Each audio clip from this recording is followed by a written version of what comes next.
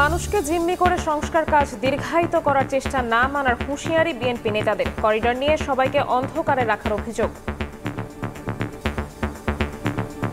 দেশের মানুষকে জিম্মি করে একটা গোষ্ঠীর স্বার্থ সংরক্ষণের জন্য আপনি সংস্কারের কথা বলবেন, আপনি জোর করে চাপিয়ে দেওয়ার চেষ্টা করবেন জনগণকে বাইরে রেখে, সেটা তো বাংলাদেশে আর হবে না। মিয়ানমারের অনেক প্রাকৃতিক সম্পদ আছে, এটির প্রতি বহিঃশক্তি এবং সুপার পাওয়ারদের নজর পড়েছে।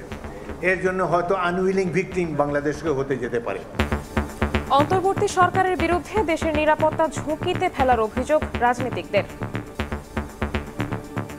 মানবিক করিডোরের নাম করে একটা সামরিক করিডোর দেওয়ার ব্যাপারে অফিসিয়ালি সরকার অস্বীকার করলেও নানা ধরনের তৎপরতা এখনও অব্যাহত আছে। বাংলাদেশের নিরাপত্তা সার্বভৌমত্ব নতুন করে বিপদের ঝুঁকির মধ্যে পড়তে পারে। মানবিক করিডোরকে বাংলাদেশের সাথে চুক্তি করবে মিয়ানমার সরকার বলেছে আমি ওই চুক্তির মধ্যে নাই। আরাকান আর্মি তারা বলেছে আমরা এটা সমর্থন করি না। তাহলে কার সাথে করছে, কার জন্য করছে? দেখছিলেন প্রধান শিরোনাম। রাত 11টার সময়ের সঙ্গে আছি আমি শবনব নিবিড়। এবার অন্যান্য শীর্ষ সংবাদ। টানা 29 দিনের আন্দোলনের মুখে বরিশাল বিশ্ববিদ্যালয়ের উপাচার্যকে অব্যাহতি দিয়ে প্রজ্ঞাপন। নতুন ভিসি রাবির অধ্যাপক ডক্টর মোহাম্মদ তৌফিক আলম। শিক্ষার্থীদের উচ্ছ্বাস। ৭১কে অস্বীকার করে বাংলাদেশে রাজনীতি করার সুযোগ নেই বললেন এনসিপি নেতা নাসির উদ্দিন। আওয়ামী লীগকে স্থায়ীভাবে নিষিদ্ধের দাবি জুলাই ঐক্যের। এবং মিরপুরে হত্যা মামলায় সাবেক সংসদ সদস্য কণ্ঠশিল্পী মমতাজ 4 দিনের রিমান্ডে। সংরক্ষিত নারী আসনের সাবেক এমপি রুবিনার বিরুদ্ধে দুদকের মামলা।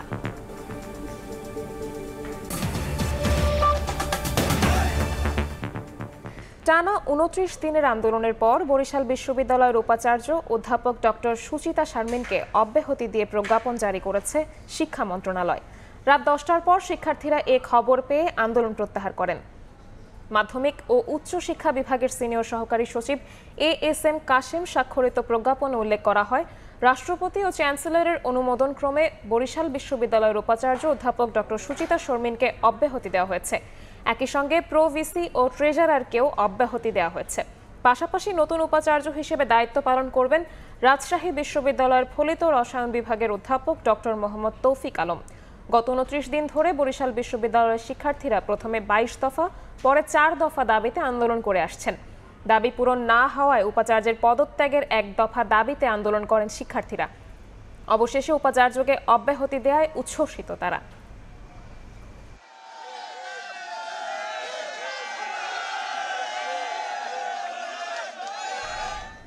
এই মুহূর্তে বরিশাল বিশ্ববিদ্যালয়ে আছেন রিপোর্টার অপূর্ব অপু। সরাসরি যাচ্ছি তার কাছে। আজ রাত 9:30 থেকে 10:15টার দিকে বরিশাল বিশ্ববিদ্যালয়ের শিক্ষার্থীরা, আন্দোলনরত শিক্ষার্থীরা, শিক্ষক, কর্মচারী, কর্মকর্তারা এখানে আনন্দ উল্লাস করছে। এখানে একে অপরকে মিষ্টি খাইয়ে দিচ্ছে, হাততালি দিচ্ছে, গান বাজনা হচ্ছিল কিছুক্ষণ আগেও। এই মুহূর্তে যদিও বা কিছুটা কমেছে, প্রায় 1 ঘন্টা পর্যন্ত তারা এখানে বেশ আনন্দ উল্লাসে ফেটে পড়েছে। কেননা তারা বলছেন যে দীর্ঘ 29 দিনের আন্দোলনের ফসল তাদের ঘরে এসেছে আজকে। তারা যে আন্দোলন চালিয়ে আসছিল বরিশাল বিশ্ববিদ্যালয়ের উপাচার্যকে অপসারণ করতে, সেই অপসারণের ঘোষণা এসেছে, প্রজ্ঞাপন জারি হয়েছে। বরিশাল বিশ্ববিদ্যালয়ের উপাচার্যকে বরিশাল বিশ্ববিদ্যালয় থেকে ভিসির পদ থেকে অপসারণ করা হয়েছে বলে এখানকার শিক্ষার্থীরা জানিয়েছে। সেই সাথে সাথে রাজশাহী বিশ্ববিদ্যালয়ের ফলিত রসায়ন বিভাগের অধ্যাপক ডক্টর মোহাম্মদ তৌফিক আলমকে বরিশাল বিশ্ববিদ্যালয়ের অন্তর্বর্তীকালীন সময়ের জন্য উপাচার্যের দায়িত্ব দেওয়া হয়েছে বলে জানিয়েছেন এখানকার শিক্ষার্থী শিক্ষকরা।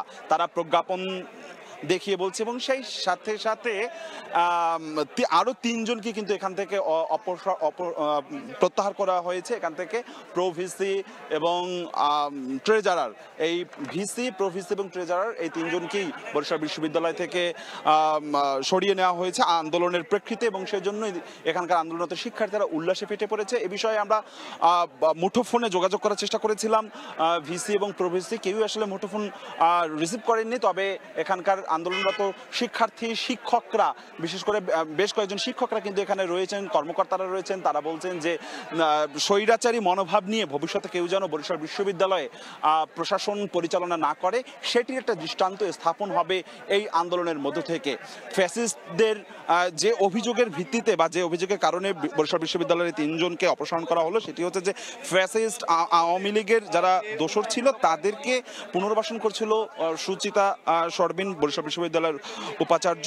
তার বিরুদ্ধে এই অভিযোগটি উঠেছিল। সেই সাথে সাথে নানান অনিয়ম দুর্নীতির সাথে জড়িয়ে পড়েছিল এবং এ বিষয়ে যে সকল শিক্ষার্থীরা প্রতিবাদ করছে সেই সমস্ত শিক্ষার্থীদের বিরুদ্ধে মামলা দিয়ে হয়রানি করেছিল। তারই প্রতিবাদে ফুসে ওঠে প্রথমে 22 দফা, পরে 4 দফা, সবশেষ 1 দফায় আন্দোলনের নামে এবং গেল 29 দিন পর্যন্তই কিন্তু ধারাবাহিকভাবে নানান কর্মসূচি দিয়ে আন্দোলন অব্যাহত রেখেছিল। সেই জায়গা থেকে এখানে প্রথমে ছোট ছোট কর্মসূচি দেওয়া হয়, তারপর আমরা দেখেছি যে এখানে শাটডাউন কর্মসূচি হয়, প্রশাসনিক সকল দপ্তরে তালা দেওয়া হয়। আজ গত রাত থেকে অর্থাৎ সোমবার রাত 10টা থেকে অনশন কর্মসূচি করে এবং আজকে বিকেল থেকে বরিশাল কুয়াকাটা মহাসড়ক অবরোধ করে। সবশেষ আজকে রাত 9:30টার দিকে ঘোষণা আসে বরিশাল বিশ্ববিদ্যালয়ের উপাচার্য সহ 3 জনকে তাদের দায়িত্ব থেকে সরে নেওয়া হয়েছে বলে প্রজ্ঞাপন দিয়েছে বলে জানিয়েছেন এখানকার শিক্ষার্থী শিক্ষকরা। তো বরিশাল বিশ্ববিদ্যালয়ে এই মুহূর্তে একটা আনন্দঘন পরিবেশ রয়েছে এখানটাতে যারা উপস্থিত রয়েছে তাদের মাঝে। আমার কাছে সবশেষ এতটুকুই খবর ছিল। আমরা সরাসরি যুক্ত ছিলাম বরিশাল বিশ্ববিদ্যালয় এলাকায়। অন্য প্রসঙ্গ, দেশের মানুষকে জিম্মি করে একটি গোষ্ঠীর স্বার্থ রক্ষায় সংস্কার দীর্ঘায়িত করা হচ্ছে অভিযোগ করে বিএনপি নেতা আমির খসরু বলেছেন, নির্বাচন পেছানোর কোনো ষড়যন্ত্র জনগণ মেনে নেবে না। আরেক নেতা হাফিজ উদ্দিন আহমেদ বলেছেন, জনগণকে অন্ধকারে রেখে মানবিক করিডোর হতে পারে না। বলেন, সংকট সমাধানের একমাত্র পথ নির্বাচন। মানবিক করিডোর দেওয়ার নামে দেশের নিরাপত্তা ঝুঁকির মধ্যে পড়ছে বলে মন্তব্য করেন অন্যান্য রাজনৈতিক দলের নেতারা। রাখাইনে মানবিক সহায়তা পৌঁছাতে বাংলাদেশ থেকে করিডোর দেয়া না দেয়া নিয়ে আলোচনায় সরব দেশের প্রায় সব রাজনৈতিক দল। এছাড়া সংস্কার প্রশ্নে ধীরগতি নিয়েও আছে মিশ্র প্রতিক্রিয়া। দিন দিন জোরালো হচ্ছে দ্রুত নির্বাচনী রোডম্যাপের দাবি।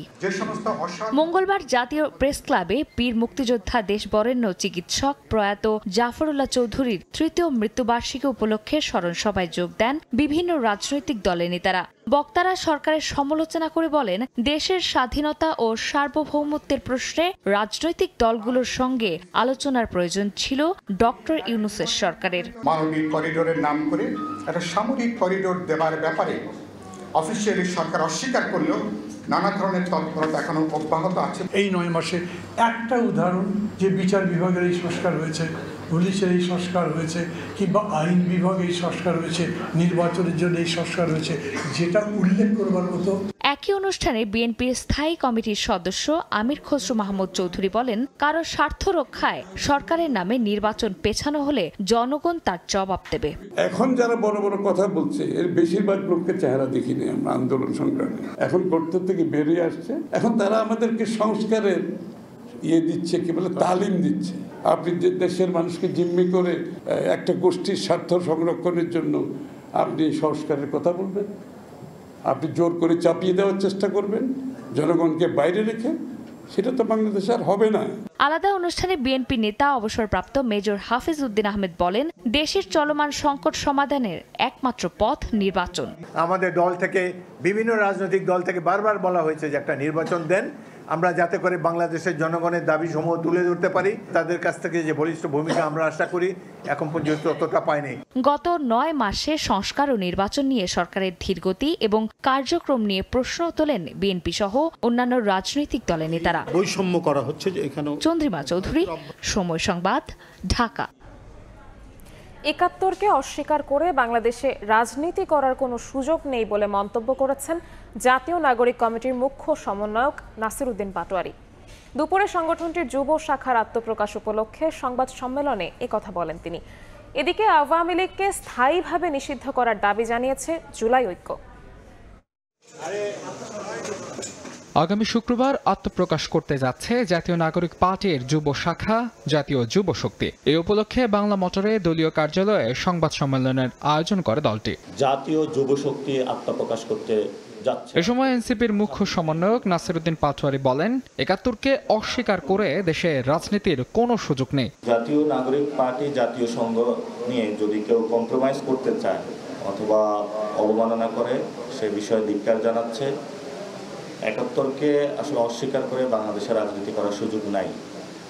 ৭১ আমাদের ভিত্তিমূল, আমরা ২৪-এ সেটা রিক্লেইম করেছি এবং এই ভিত্তিমূল আমাদের থাকতে হবে।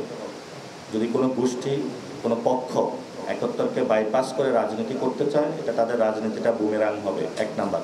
একই সময় ঢাকা বিশ্ববিদ্যালয়ের মধুর ক্যান্টিনে এক সংবাদ সম্মেলনে দ্রুততম সময়ের মধ্যে বিচার সম্পন্ন করে আওয়ামী লীগকে রাজনৈতিক দল হিসেবে স্থায়ীভাবে নিষিদ্ধের দাবি জানায় জুলাই ঐক্য।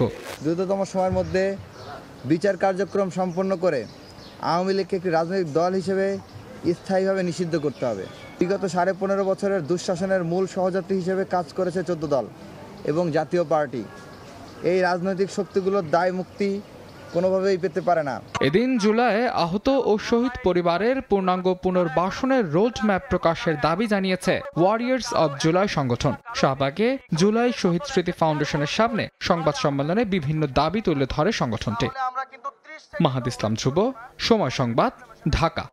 জুলাই আন্দোলনে মিরপুরের সাগর হত্যা মামলায় সাবেক এমপি মমতাজ বেগমের ৪ দিনের রিমান্ড দিয়েছেন আদালত। দুপুরে ঢাকা মহানগর হাকিম জুয়েল রানা এ আদেশ দেন। তদন্ত কর্মকর্তা মমতাজকে আদালতে হাজির করে ৭ দিনের রিমান্ড আবেদন করলে বিচারক ৪ দিনের মঞ্জুর করেন। মামলার অভিযোগে বলা হয়, ১৯ জুলাই আসামিরা জুলাই আগস্ট আন্দোলনকারীদের উপর হামলা চালান ও গুলিবর্ষণ করেন। এ সময় মিরপুর ১০-এ সাগরের বুকে গুলি লাগে। এই ঘটনায় গত বছরের ২৭ নভেম্বর বিউটি আক্তার বাদী হয়ে মিরপুর মডেল থানায় মামলা করেন। এতে শেখ হাসিনা সহ ২৪৩ জনকে আসামি করা হয়। মামলার ৪৯ নম্বর আসামি হলেন Mumtaz Begum.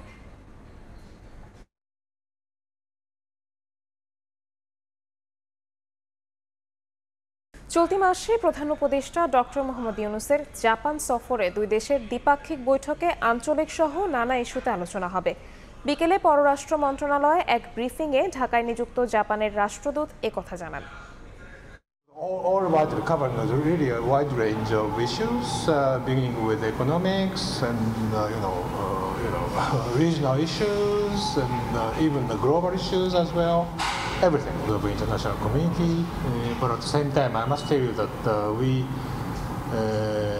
cannot send our. এবার বাণিজ্যের সংবাদ।